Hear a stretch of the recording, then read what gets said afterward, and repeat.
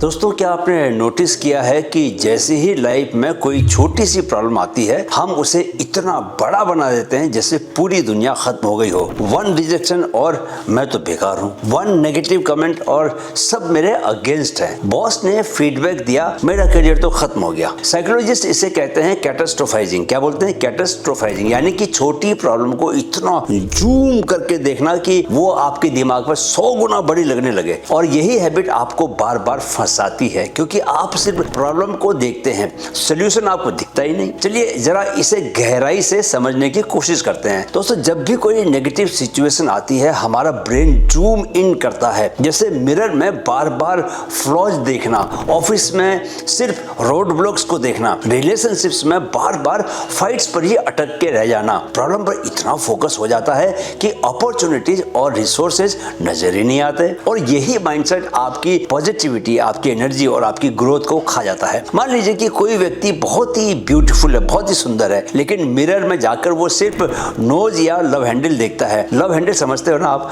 ये जो आपकी कमर में दोनों साइड में जो चर्बी बाहर लटकी हुई है, उसे लव हैंडल कहते हैं। वो पूरी आइडेंटिटी को क्या करता है? एक फीचर तक सीमित कर देता है। वर्क प्लेस में भी दोस्तों यही होता है। लोग सिस्टम पर या किसी कलीग पर जूम इन करके कंप्लेन करते ही रहते हैं। प्रॉब्लम इतनी बड़ी दिखने लगती है कि बाकी सारे टूल्स और अपॉर्चुनिटीज छोटी लगने लगती है। रिजल्ट ये कि माइंडसेट जो है वो फ्रीज हो जाता है। जरा इस फैक्ट को समझो कि फोकस क्रिएट्स माइंडसेट। आपका फोकस ही आपके माइंडसेट को ड्राइव करता है। फोकस सिर्फ प्रॉब्लम पर रहेगा तो नेगेटिविटी और हेल्पलेसनेस आ ही जाएगी।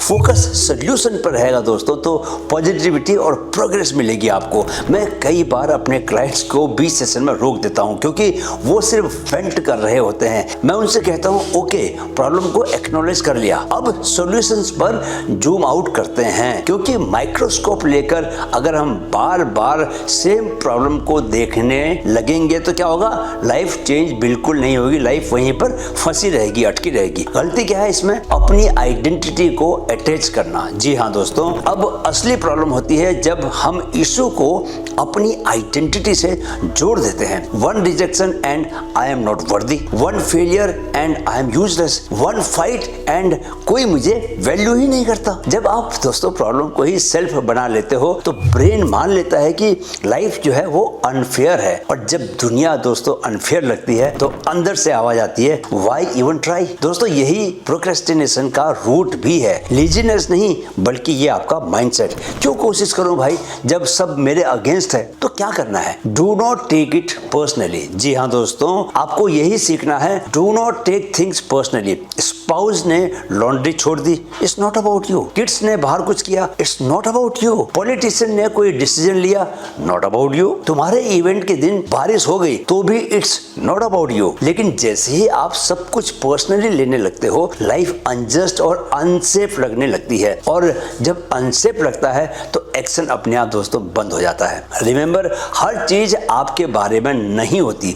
होता यह है कि आप खुद को बिना बात पनिश करते हो। जब आप प्रॉब्लम से आइडेंटिटी को अटैच कर लेते हो दोस्तों, तो अगला स्टेप होता है सेल्फ पनिशमेंट का। यह 2 तरीकों से होता है। पहला है शेमिंग, यानी शक, I am terrible, I will never succeed. दूसरा है स्टॉपिंग एक्शन, यानी प्रोक्रेस्टिनेशन। एनर्जी लो हो गई तो कहां से कुछ करोगे? आप खुद ही सोचो, कितनी बार आपने प्रोजेक्ट शुरू किया, प्रोग्रेस भी मिली, फिर एक छोटा सा सेटबैक आया, आपने उसे सेल्फ से जोड़ लिया और सब कुछ छोड़ दिया। याद रखिए दोस्तों, प्रोक्रेस्टिनेशन अक्सर लेजीनेस नहीं होता, ये माइंडसेट का इशू है। Why even try? जी हाँ, प्रोक्रेस्टिनेशन का असली कारण टाइम मैनेजमेंट नहीं है, ये आपका माइंडसेट है। People zoom in on the problem, then they attach identity, then they punish themselves and then just stop. अब मैंने कुछ भी नहीं करना, अब मेरे से कुछ नहीं होगा, और यही साइकिल बार बार रिपीट होती है दोस्तों। जब तक आप इस पैटर्न को नहीं तोड़ते दोस्तों, no morning routine, no planner, कोई टूल काम नहीं करने वाला। चलिए आपके लिए मैं एक प्रैक्टिकल टास्क देता हूँ। एक प्रॉब्लम को लिखिए जिस पर आप ओवर फोकस कर रहे हैं। उसके सामने लिखिए, this is not me, this is just a situation. फिर उसके 3 सॉल्यूशंस ब्रेनस्टॉर्म कीजिए। कमेंट्स में शेयर करें दोस्तों, आपने किस प्रॉब्लम से खुद को डिटैच किया। तो दोस्तों, आज आपने सीखा कैसे प्रॉब्लम पर जूम इन करने से हम कैटास्ट्रोफाइज करते हैं, आइडेंटिटी अटैच करते हैं और खुद को पनिश करके ग्रोथ को रोक देते हैं। हैं, लेकिन अगर आप जूम आउट करके सॉल्यूशंस पर फोकस करें तो आपका माइंडसेट और लाइफ दोनों बदल सकते हैं। मैं हूं कैप्टन सुंदरजन ठाकुर, आपका माइंड कोच। याद रखिए दोस्तों, माइंड बोलेगा तो लाइफ बदलेगी। मेरे साथ कहें, मन में है तो मुमकिन है। चैनल आपने सब्सक्राइब कर ही लिया होगा, नहीं किया तो अभी कर लें। Keep learning, keep growing with mind fit. नमस्कार।